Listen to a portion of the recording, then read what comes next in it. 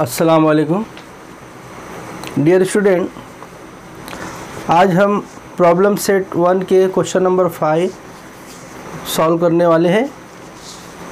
Question number 5 में question जो है properties of areas of triangle, इसके ऊपर मुनसिर है। मुसल्लसों के रकबों की खुसूसियात जो हम शुरू में पढ़े थे उसके ताल्लुक़ से है। तो क्या है क्वेश्चन नंबर 5 क्या हमें बता रहा है?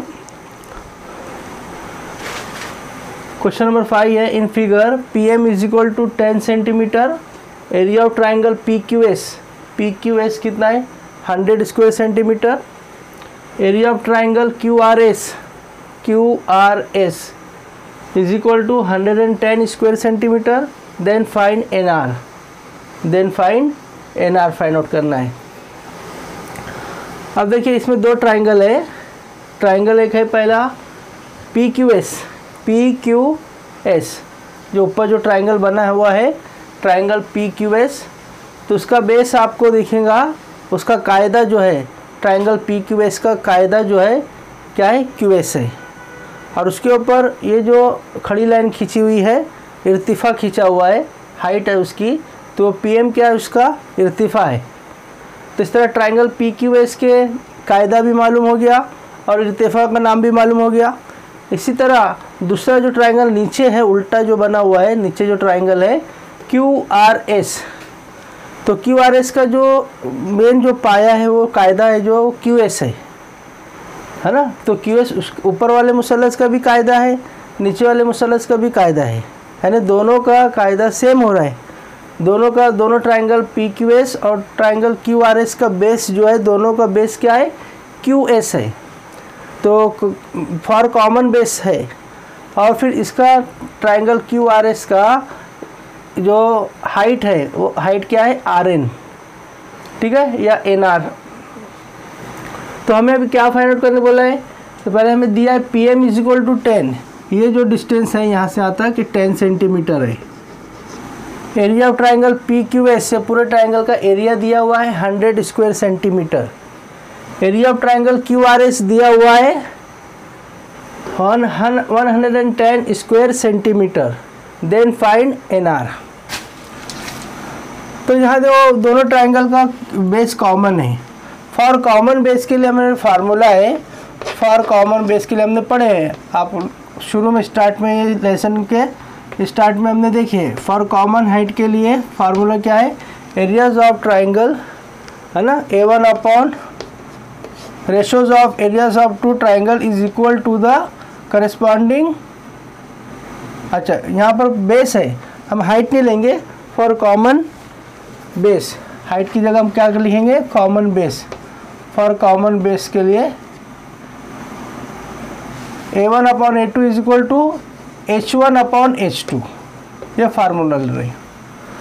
अब A1 का रोल कौन है, एरिया ऑफ ट्राइंगल PQS है, ठीक है, और A2 के फार्मूले पे कौन है, A1 area of triangle QRS है।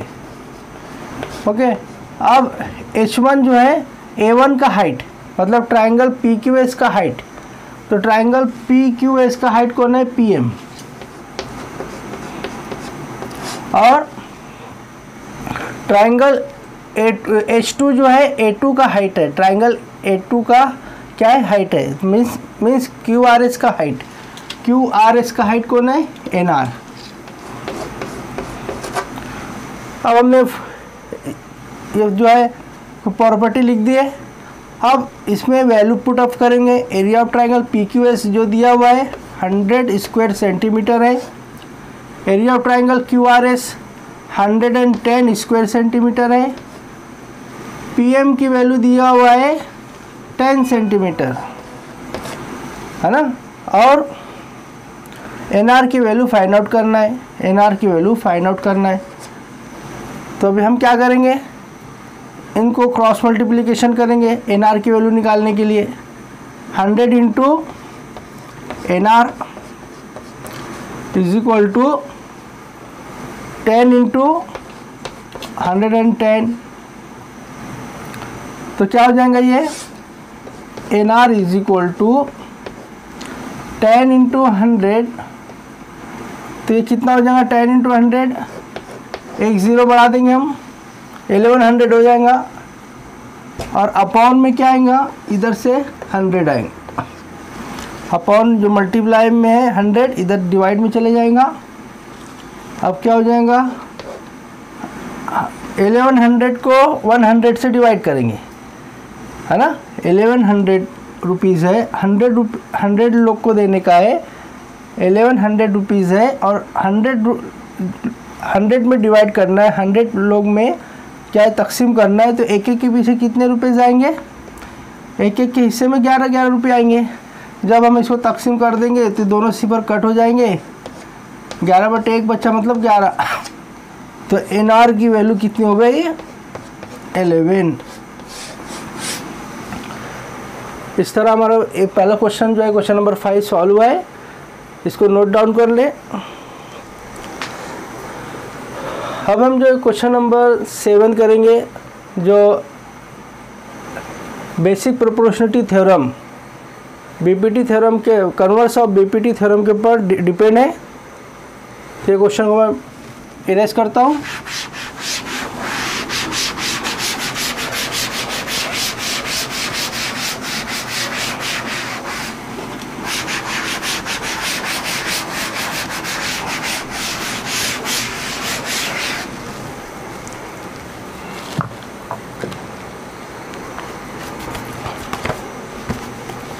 अब हमारे सामने जो क्वेश्चन है question number 7,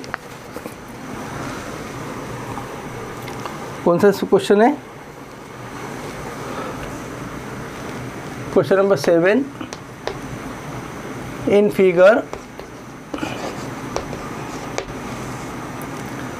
A dash D dash C and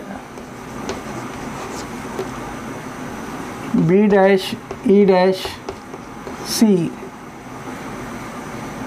segment DE parallel to segment side AB, ये गिवन है।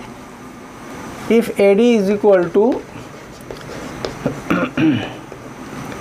AD is equal to 5, DC is equal to 3, BC is equal to 6.4,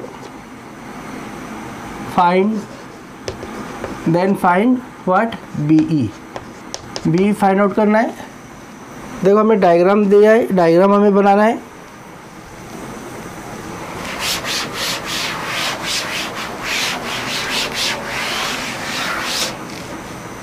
तो diagram कैसी है,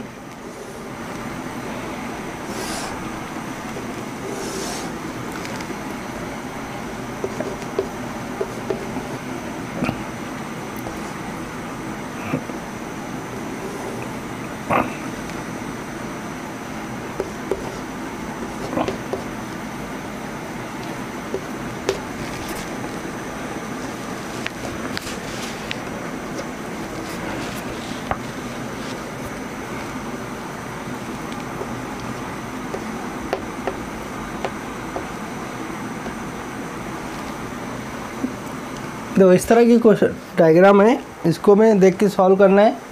in figure A dash D dash C, मैंने point D lies between A and C and B dash E dash C, मतलब point B lies between B and C, पॉइंट B and C, DE parallel to AB, DE parallel to AB, ये दोनों line parallel है ना। कौन कौन सी दो line parallel है, हाँ इसको फिर से एक बार हम और अच्छे से बनाएंगे।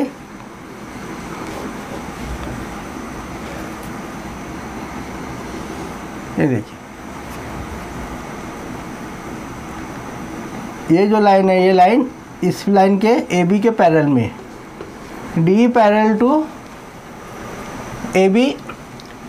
If AD is equal to 5, A से D तक का डिस्टेंस जो है, यहाँ से यहाँ तक का डिस्टेंस जो है 5 है, और D से C तक का डिस्टेंस कितना है 3 है। 6.4 कौन है, हाँ BC, हाँ DC जो है DC 3 है और BC कितना है 6.4 है। कितना है वैल्यू देख लेते हैं हम। EC जो दिया हुआ है, हाँ EC कितना दिया हुआ है 6.4 माइनस एक्स, ये EC x 6.4 माइनस एक्स दिया है और हमें B निकालना है। क्या निकालना है B। ये जो टोटल जो वैल्यू दिया था ये यहाँ से यहाँ तक ये कितना था 6.4।